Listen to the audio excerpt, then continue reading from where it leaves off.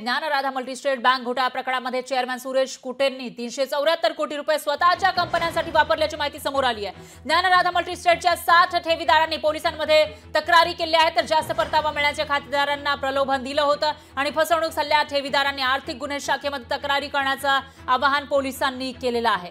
दरम्यान ज्ञानराधा मल्टीस्टेट बँकेमध्ये बऱ्याचशा लोकांना जास्त परतावा देण्याचा आमिष देण्यात आला आणि त्यानंतर लोकांनी आपल्या मेहनतीचा पैसा इथं गुंतवला, पण त्यांचा या ठिकाणी फसवणूक झाल्याचं लक्षात आलं आहे, त्यामुळे आता तक्रारी केल्या जात आहेत। तर या प्रकरणामध्ये चेअरमॅन या ज्ञानराधा मल्टीस्टेट बँकेचे चेअरमॅन सुरेश कुटे यांनी तब्बल 374 कोटी रुपये त्यांच्या स्वतःच्या कंपन्यांसाठी वापरल्याची माहिती आहे। तर ज्ञानराधा मल्टीस्टेटच्या 60 ठेवीदारांनी पोलिसांमध्ये याविषयी तक्रार केली आहे। जास्त परतावा मिळण्याचं खातेदारांना आमिष दाखवलं होतं आणि त्यानंतर त्यांची फसवणूक केल्याचं दिसतंय, तर फसवणूक झालेल्या ठेवीदारांनी आर्थिक गुन्हे शाखेमध्ये तक्रार करावी असं आवाहन पोलिसांनी केलं।